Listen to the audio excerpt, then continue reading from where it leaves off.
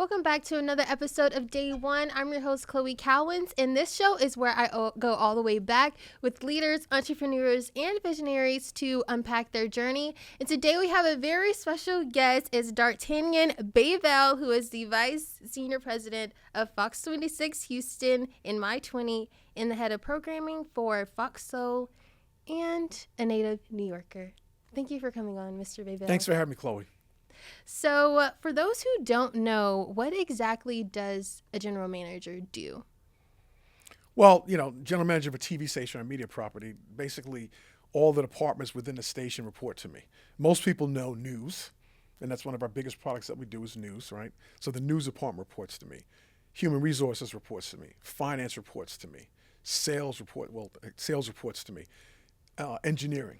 So all the departments that make up the business of a station report to the general manager. How much control do you have over what viewers see on the news? On the news specifically, that's a variety of things. I do have a leader of the newsroom, right? And that person is primarily responsible for what goes out over the air. Ultimately, I'm responsible for what goes out, making sure that it's correct and that I have the right people doing the right things in the newsroom for me. So I don't per se control what goes out on the news. I do have an opinion on occasions in terms of what stories we might cover or suggested stories that they may cover, but independently they'll make a decision about what they put out on the air. Have you ever suggested a story? Sure. On the station? And what was one of your main or rememberable stories that you have suggested that one of the things to that you? was very emotional was during Katrina. And as I sat in my office, and I've got multiple screens in my office, as you know, all the different news channels locally and nationally in my office. And I was studying, because that was a multi-day tragedy that happened, obviously, and particularly in the aftermath of the hurricane itself and all the human suffering that was occurring. And one of the things that I noticed was that national and local media were describing things like, people coming out of the Piggly Wiggly, right? And what I noticed was that if they were brown people, they were being referred to as looters and this and that and the other. And if they were people of another persuasion, they're fighting for survival. And some of the phrases that were used as people were trying to get out of some of those areas that were totally flooded. So after a couple of days of watching this, I thought to myself, I said, this isn't right. Words like refugees was used, particularly for people of color. So I went down to the newsroom and I called a meeting and I said, look, we're covering the same story that's of national exposure, and it continues to be a talker story. People are watching it and monitoring it. And I said, but I don't like the way some of us are being portrayed. And so what I said was that if you see, for example, a brother coming out of Best Buy in waist-deep water with a big screen TV, call it what it is. He's looting, right? He's a looter, right? But if that same person is coming out of the Piggly Wiggly with diapers and a loaf of bread or bottled water or whatever, they're fighting for survival just like anybody else. And so what I found was that there was a difference in the descriptors between those people of color and those that were not of color in terms of what they may have been doing and what was featured. And so I wanted to kind of normalize that and equalize that for people that were truly fighting for survival for themselves and their families potentially, as opposed to those that were out, looting and that sort of thing. So why exactly did you want to be a general manager? Because I feel like that's not a common thing that people say. Usually people want to be in front of the camera or they want to work the camera. But why did you want to control the whole station? Well, it's not like at birth all of a sudden I decided I wanted to be a general manager. What I realized was that this industry at a very young age for me was appealing, because I knew as a child that this television thing, this box called a TV, it really wasn't about the shows. It was about those messages in between the shows called commercials. And so I began to do a lot of internships as I came through high school. Started out in film, still picture photographer, transitioned over to video. And then as I realized more and more about production, right, coming up in this, I didn't want to be a journalist at all. I didn't necessarily want to be a photographer either, but I still had an interest in the industry. And so as I began to get more exposure to different things at a very young age, I realized that there was a business behind this. A la my discussion about the commercials, seeing the commercials. That it's really not about the shows. It's really about those commercial messages. That's the business of broadcasting and television. So as I began to look around a little bit more, I realized that, there's something totally opposite of production, which is the business side of the business. So I took an interest in that. And as I looked at that and through my internships and experiences, I realized that the people who had made a very good living were in sales. And then in turn, for for the most part, a lot of general managers came from sales. So I set my sights on wanting to get a sales job, and then eventually ascended the ladder and eventually became a general manager.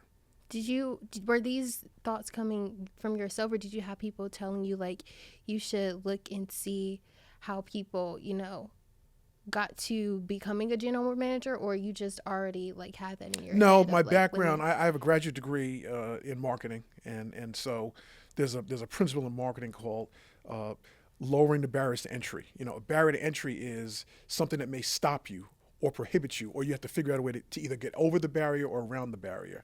And I looked at trends in terms of where do general managers tend to come from. I studied that. Nobody told me, because even in my family, when I was very young and I got my first job at CBS Radio in New York, my father, who was a naturalized American citizen from the West Indies, right, he thought I sold radios. Like I was a Radio Shack, the company that's out of business you may not be aware of, right? But that I sold radios. No, I was selling ad time for the radio station. But again, my parents were not exposed to that. They were not aware of that. So I didn't really have anybody that was in the business or a legacy person in my family. It was me kind of going out and forging my own path. So you talked about having internships and how you wanted to get that hands-on experience. Do you feel like as of today it's still important to have internships, or do you think that people could kind of, do something on their own before entering an industry? Because I know nowadays, like, people have social media where they could just start doing stuff. I know for journalists, they built their platform on social media nowadays. So do you think it's still as important to have internships, or? Well, generally speaking, it really depends on what you perceive you think you might want to do. I've had many interns come through the station, and I have lunch with them, as you know. They get to spend 2 hours with me every class that comes through the station. And I try to give everybody a little piece of advice that's in the room. And I had a young man many, many years ago who came through, and I said, well, who are you? What school are you going to? And why are you here? And his response was, I'm a print guy. He goes, I want to do print journalism. I want to work for the New York Times, the Houston Chronicle, or whatever. And I said, well, why are you here? Well, I've done every print internship in the city of Houston. He was a U of H student, I remember that. And he says, I've done every print internship. And so my counselor said, Fox 26 has a very good internship program, and perhaps you should go over there just because it's something different. It's a different type of journalism, right? So I said, okay, great. Because part of your purpose in being here is to perhaps learn about what you may like, but also learn about what you may not like. And so if you're saying to me you want to be print, coming over here and experiencing electronic journalism or broadcast journalism is a different offshoot of journalism. It's all journalism, right? And so I said, so if that enforces your feeling that you want to do print, then it was time well spent. Or if something else may cross your mind. 2 weeks later, he came running down the hallway to me after having been here for just 2 weeks, and he says, I love broadcast journalism, right? In some cases, someone may come and do an internship and say, you know what, it's really not for me. Yeah. So that was time well spent, regardless of what the outcome may be. Yeah. So how important is it for you to have those relationships when they come in? Like, why do you decide to have that 2-hour lunch? Because when I was a student at Howard undergraduate, I pursued several internships before it was required. That was me, being very focused, very self-motivated, and that sort of thing. And I've had good internships, and I've had horrible internships where I'm getting coffee or making copies. So that's not an internship. That's just a lackey, right? I'm not learning anything here. I'm better off served going back to school, going to the library and studying. And in some cases, I've walked out of internships because of that, right? So I said to myself, if I ever get in a position where I have the ability to recruit interns or have interns in my organization, wherever that may be, I want to make sure that they have a really, really great experience. And you had how many internships? You said 9 or something? It was a lot. It was a lot. And the school that you went to, it was multiple of your classmates. They usually have the same type of internships that you have. So, but you wanted one different. Why did you feel like it was? No, it wasn't. That was, yeah, okay. So the story really is that there came a time at Howard when, as a broadcast manager major, you're expected to take an internship, right? The station or the school actually had a top-rated FM commercial radio station, which they still have, WHUR-FM. They also had a PBS station, a TV station, right? And so most broadcast management majors, when it comes time to take that internship, your counselor will assign to you.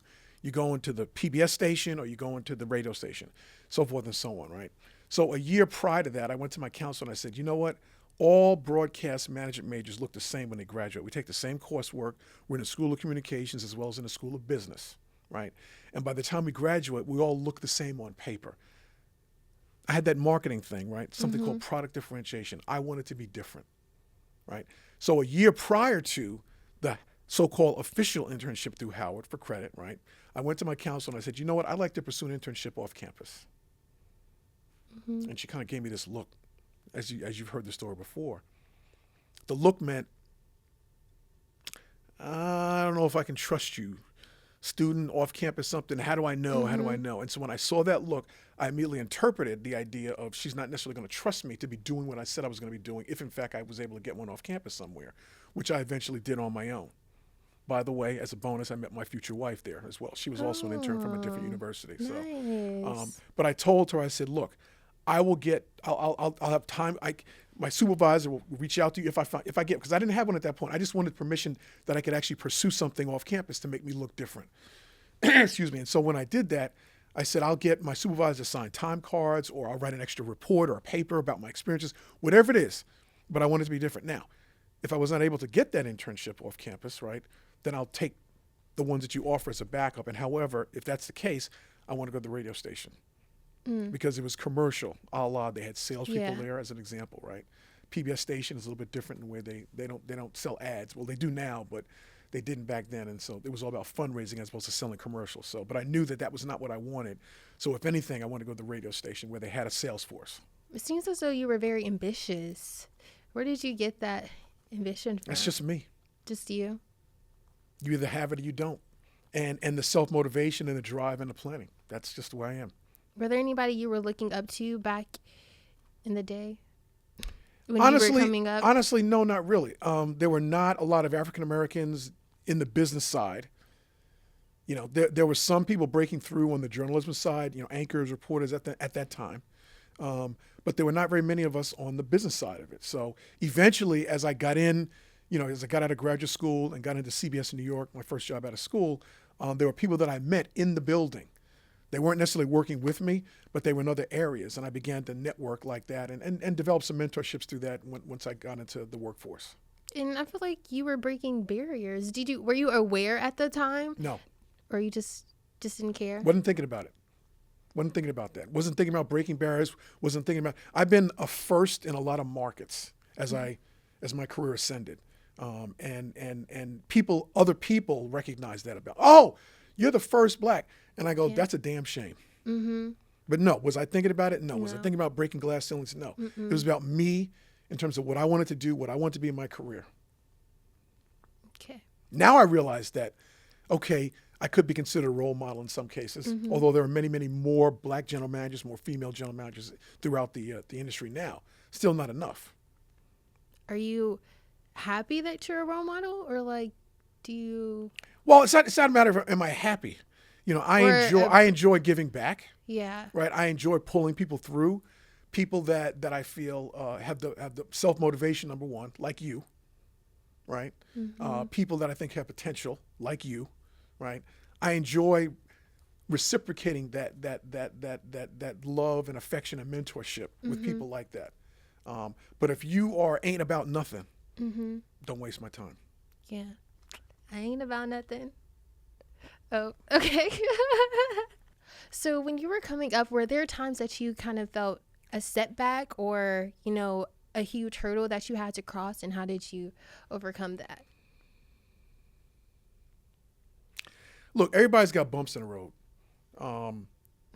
You know, the first memorable bump in the road for me was when I was coming out of graduate school. I don't wear this on my shoulder, but, you know, Columbia University MBA, that's a big deal. Ivy League school, right? Top 10 school in the country for business, right? And when I was interviewing for jobs coming out of that program, and the sales job opportunity came to me with CBS, I was told you're unqualified. You're overqualified, right? MBA, Columbia, I said, but this is what I want to do. You know, why should you look at me and go, well, you're an MBA from an Ivy League school. Why do you want to be a salesperson? It's because that's what I want to do. Yeah. I mean, why should you judge me based on my educational credentials by saying I'm overqualified? But sometimes people may think like you're going to come in and try to, you know, be all big dog or whatever. I think when people say that, I think it could be like an insecurity thing or something like that. I doubt it. Not at that level. And not, again, there were so few of us at that time anyway. So I was an unusual creature for them for the most part. That's the way I look at it. But that was a little bit of a bump. And everybody's got bumps in the road. Nothing goes as smooth or as like you may plan it. So you got to be able to bob and weave. Yeah. Be flexible. One of the things that I've talked to you guys about is the fact that my wife is a military brat. And she's lived all over the globe. Right. Internationally as well as nationally. And so she's moved a lot. Her dad was an officer in the Air Force, and so had many tours internationally.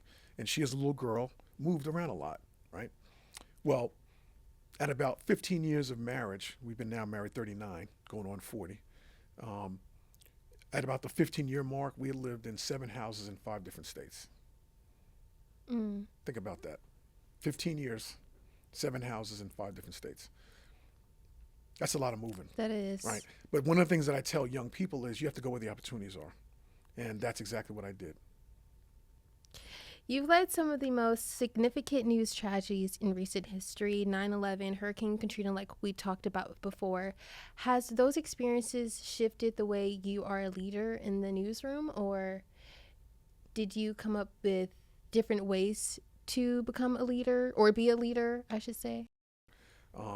One of the things as a general manager is I don't per se run the newsroom, right? When things like that occur, part of what I see as my responsibility is preparing the station. Hurricanes are predictable, right? You know when something is churning out in the Gulf. There's this thing called the cone of uncertainty as to where it's going to go. What cities might it affect? And you have time to prepare. So part of my responsibility is to make sure that my employees are safe, as safe as possible, right? And to prepare for that. Things like water and ice.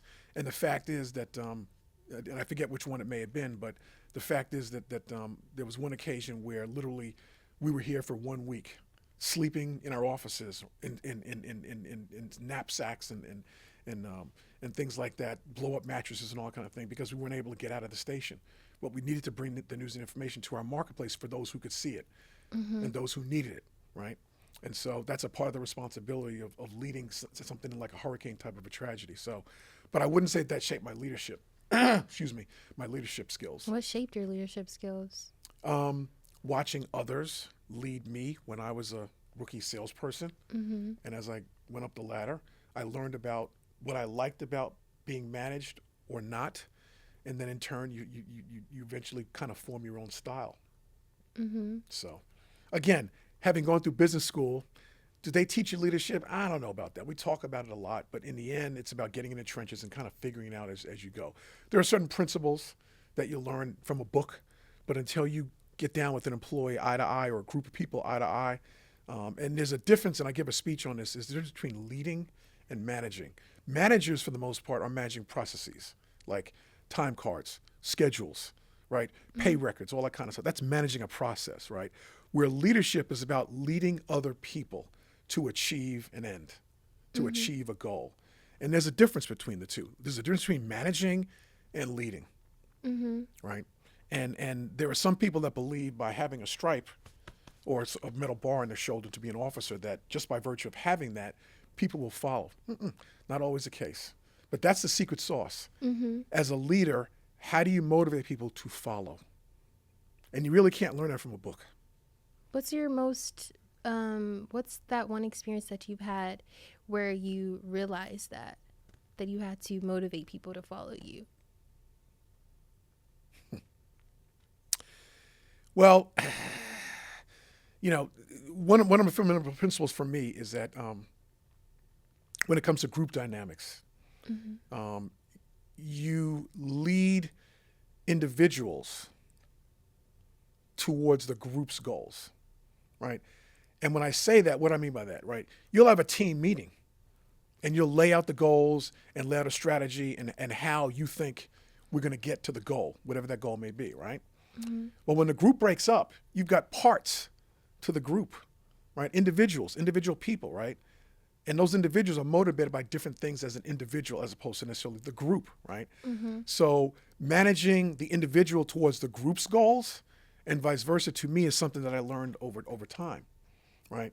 And so we may have the group meeting, but then I may have individual meetings with certain people that are part of that group because I recognize that their motivations may be a little bit different. Yeah. Here's the role I need you to play in terms of helping the group meet the group's goals. Does that make sense? Yeah, yeah. I definitely learned that when being in school, when I was like a leader over my organization. And I also noticed that you can't, I'm not gonna say you can't be too nice, but like you have to have like a little firmness to you because like some people, they'll just take advantage of the fact that like, oh, well, she'll just do it anyways if like I don't get it done or whatever. Well, you know, that's funny because that leads me to another story, right? So when I was in graduate school at Columbia, right, my class of fellow black classmates decided to try and ask the administration, we wanted to do a black MBA conference, right? First time ever. It was a brand new thing, right? So I was one of the people that was kind of nominated to go talk to the president of the university about this idea that we had, right? And we wanted a budget. We wanted funding for it, right? And we wanted to invite other Ivy League business programs, black students from those schools. And so in the end, it was approved and we did it. So we started the first year. So the first year I was a co-chair of a committee, right? And then the second year, because it's a 2-year program, we continued it in year 2. I actually chaired the whole thing the second year, right? And again, I was a senior, so to speak, or whatever. And so I had a dust up going on between 2 committee co-chairs, right? And I needed them to work together. They literally would not join in a group meeting. There was a point in time. So again, as a student, you know, younger guy, whatever, I set up I said, I need you to meet me at 11 o'clock in room B402, right? And I told the other person individually the same thing. So literally I got the both of them in a room at the same time, shut the door, and I sat their asses down. And that's exactly what I said. Sit your ass down, right? And I said, here's the deal. This is a huge responsibility. We have a big budget. This is year 2 of this thing. And I said, this is not going to fail under my leadership because I was now heading the whole effort, right? And I said, if the 2 of you can't figure out your differences and cooperate with each other, then I'm going to fire both of you. What was their response? Your choice. Your choice. Your choice, right? And then I shut up. And they sat there, looked at me, looked at each other. You know, oh, I'm sorry. You know, yeah, okay, he's right. We got it. You know, whatever. And so they ended up making amends and moving on and doing what we had to do. So that's when you realized you had to be firm. Well, it depends. You got to meet the situation where it is and do what you think is right, right? But I mean, you know, for me, one of my MOs is in the newsroom. We'll hear this because I'm doing a presentation in a couple of weeks here. Lead, follow, or get out of the way. Oh, You have I a choice. like that. You have a choice. Lead, follow, or get out of the way. Okay, and that's how you move. That's one of my MOs. That's your MO. Lead, follow, or get out the way, you guys. Okay, so I'm sure you have experienced many disruptions in the newsroom, but arguably social media has been the biggest disruptor. It has changed the way people has consumed media and all those things. So how have you guys been adapting to something as big as that? And now AI is a big conversation right now. So do you think AI is going to have a bigger effect? All the above. And if you study history and businesses, right, you'll find that there are certain things that come in and may disrupt an existing business. And so the threat to the existing businesses is how you pivot. If there is a pivot point, maybe you can't pivot and survive down the road. So, you know, this industry right now, broadcasting, legacy is what they call some of us, broadcasting, is in a huge pivot mode. We're trying to figure it out. You're right. Consumer consumption patterns have changed. They've changed where they consume, how they consume, and also what they consume. There's also a whole lot more competition, right? And no longer, for example, is my competition the TV station across the street. 1, 2, 3, 4, you know, whatever TV stations in whatever your market is, right? It's that little phone device you have. I compete with that. I compete with news sources of any kind, right? I'm competing with the newspaper now, right? Anything that takes away eyeballs and attention to my product is competition, not simply just the other TV station.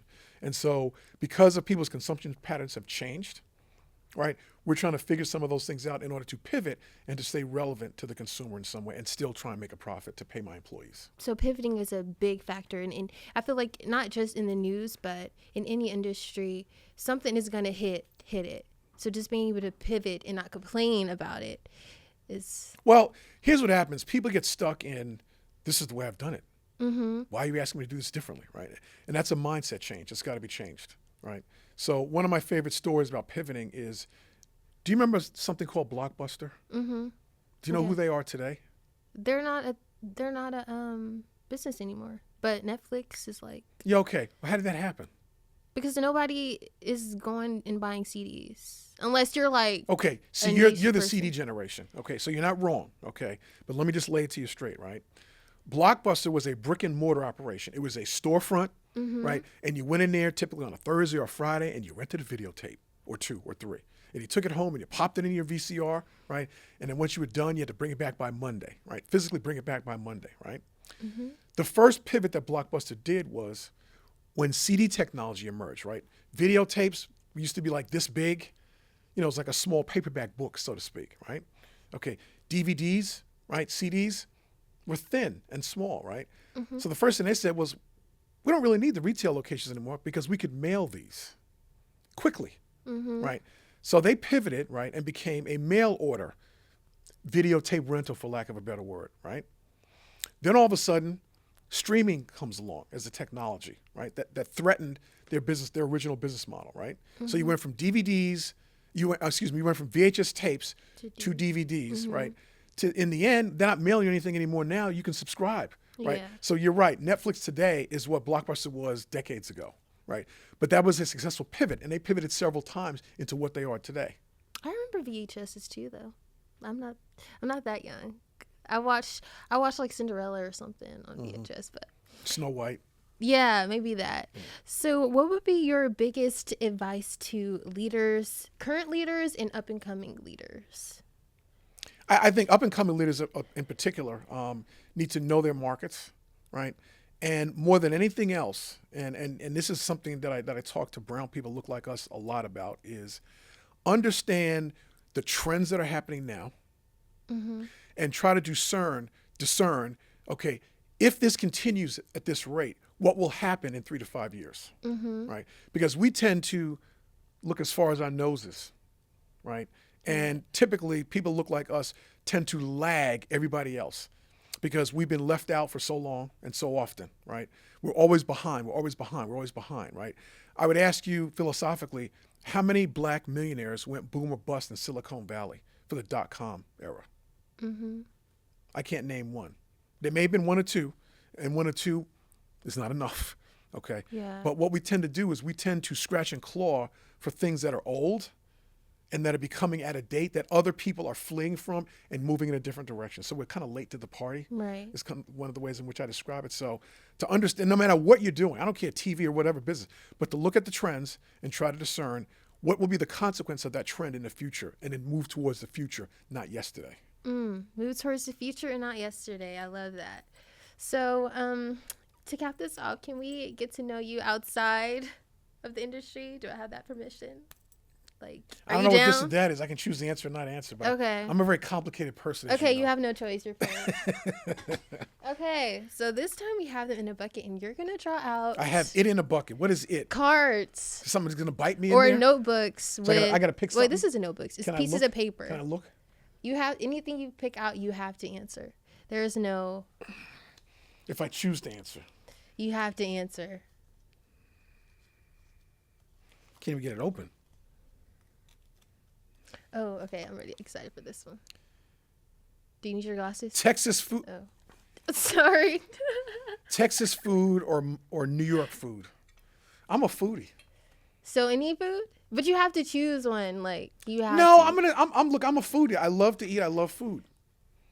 And so wherever I've been in the country, because I've been all over the country in my career, right? I've always found something to appreciate. Now, what I would tell you, what's different for me is coming from New York, barbecue is big in Texas, right? I wouldn't say barbecue is really big in New York, but we love to cook out. As a family, we've always done that. And so barbecue's always been a big thing. So I came to Texas, right? And the shocking thing for me, having come to Texas, was coming from New York, it was about pork ribs. That was barbecue. This notion of brisket was foreign to me. Coming to Texas, right? So now I have a love for brisket as well. So I do both. I do brisket and pork ribs. And of course, they do ribs here in Texas as well, but it was different. Texas is cattle country, right? It's about the beef here, right? Yeah. That was different from barbecue in New York. So, but I love food, so both. Okay. You like wet or dry ribs? That's a great one too. I got a story about that one from when I know was in you have a Memphis. story. That's why I asked. But I've never been to New York. I have to go. I think I'm going to go this summer to New York. City life or quiet suburbs? I like quiet suburbs. Why? However, I want to have access to the city, to the action. So I want to be close enough to have the action. But I prefer quiet suburbs. Yeah, I like my space. I like my quiet. I like my cigar time. Yeah, that's what I say. Like, I want to live in the country, but like, I want the city to be. Yeah, you want like, it to be accessible to you. Yeah. You want to go to a show or have dinner or go to an event. You Yeah. want to be accessible to it. Yeah. So Yep. quiet suburbs, but access to the city. That's my lifestyle, my wishful lifestyle. Early bird or that's a good one. Early bird or night owl? Well, it's funny because in my younger years, like your age, when I was your age, I was a night owl, big time. Mm-hmm. I'd get up late, right? When, again, out of school and stuff, right? Work, and I could party all night No, you was outside. into the morning. Yeah. And now, as I've gotten older, my values have changed a little bit, right? I'm not into the party scene so much anymore. Quiet suburb as opposed to city life, right? Because I did live in the city at one point. Now I get up really early. I'm getting up at 3:30, 4 o'clock in the morning. I'm watching Sally Mack and Lena, which is my morning show in the morning. I'm doing my workout. And so I'm more of an early bird now. What time do you go to bed? 11 o'clock, midnight. And you wake up at 3? Yep. What's the purpose there? Like, what's... I'm the Energizer Bunny. You wind me up and I go. Okay. And I don't drink coffee either. So where do you get your energy Never from? have. Here. Your ambition is your energy. No, I wouldn't say that. Not at this age, but it's just me. I'm the Energizer Bunny. Wow. Last one. Those have been easy so far. None of these were like... Oh, the last question, I got one in my head. It's just a question, though. It's not... This is Traveling often or staycations? I love to travel. So, I'm a big scuba diver. I love to scuba dive, although my wife does not. But I love to travel. My father's from the French West Indies. When I was a kid growing up, we used to go there 3 or 4 times a year. I have relatives in Europe and France mostly. But I love to travel. Love to meet cultures, food, the whole thing. What's your favorite place if you've traveled to? I wouldn't say necessarily a favorite place. Although in the last 5 or 6 years, there's a particular place that we like to go to in a particular hotel. But in general, I love islands, sand, and water. So wherever that is, sun, sand, and water, in general, that's kind of like my thing. Now, if we're going to Europe, that's kind of a different experience, where it's more sightseeing and tasting food and drinking wine and stuff like that. So, but depends what I'm in the mood for. But generally speaking, I'm an island boy. You know a fun fact about me? A fun fact about you? Yes. I've never been out of the South. The farthest I've been is like to California, but that's west. But like still, I've never been out of the South. Like I've been. Well, what are you waiting for? I don't. You may need to look up the economy stats right now. What about it? Anyways, I've been to Texas, Tennessee. You need to set goals. Yes, right? I do. And go experience life. There's nothing stopping you. Forget about the economy. Forget about all the gas prices at the moment, all that kind of stuff. Right? Okay. Figure it out. I'll figure it out. I've been to Texas, Tennessee, Oklahoma. I've literally been everywhere in the South. Well, that's the neighborhood. Yeah. That's Florida. That to me is the neighbor. Okay, Florida. Okay. Yeah, all right. Yeah, a little out of the. Yeah, like I'm just a Southern girl, you guys. But this year But you could be a Southern girl in a big city in New York too. What's wrong with that? Yes, this summer I'm going to go to New York. If you buy my plane ticket. I'm just I didn't know this was the Sugar Daddy show. Oh my God, no! But thank you for coming on, Dart. Tell them where they could follow you, and all those, I don't know. DARTBEBEL. That's your Instagram. I mean, he has nothing on his Instagram that's interesting, but if you want to follow. Oh, so you asked me to come and be a guest on your show. And now you're gonna crush me because I'm not all up with the Instagram. I'm sorry. I post things when I feel like it. I'm not highly active on it, but I need to be there representing, right? Because my employees, I expect them to be on it. The people in news. Yep. Right. Well, so I have to be familiar with it. Yep. You guys also. But I'm very private also. So yes, there are certain things you'll never see me post about. Like and no, what? I'm not going to tell you what. Oh. That's what makes it the word private. Okay. Right? All right. See, your generation is too out there with everything that you've got. Because one of the things I was telling some people, I was speaking at a college university 2 weeks ago, and I said, when you apply for a job, okay, particularly in the newsroom, right, I will be looking at your social media before you come and interview with me, right, to get a sense of who you are as a person, right? But if I see a whole lot of Jello shots and this, that, and the other nonsense on spring break and stuff like that, again, if that's what you want to do, I'm not criticizing or condemning you for that, but it kind of gives me a sense of what you put out there. Yeah, like why are you comfortable having that be perceived? So, yeah, and that's forever, by the way. Once you put it out there, it's forever. Yep. A lot of young people make mistakes. That's part of growing up. Okay, but do you have to throw it out there, like that on social media? Mistakes are riskier nowadays, though. They're way riskier. Like, I feel like when you were back in the day, like, you guys can make a mistake and nobody can know. There's, like, no social media where it could just go everywhere in 2 seconds. But nowadays, like, you have to be very... So in the news business, and I've said this for years and years and years, with the onset of social media, you'll see things. Let's say you're walking in the Galleria, the mall, shopping with some friends or whatever, right? Totally innocent, right? And all of a sudden, somebody falls with a physical issue. Maybe they're having a heart attack or something like that, right? Nowadays, what you see, everybody whips out a phone. And so it's videotaping, it starts snapping pics, right? As opposed to calling 911 and asking for help for this person, right?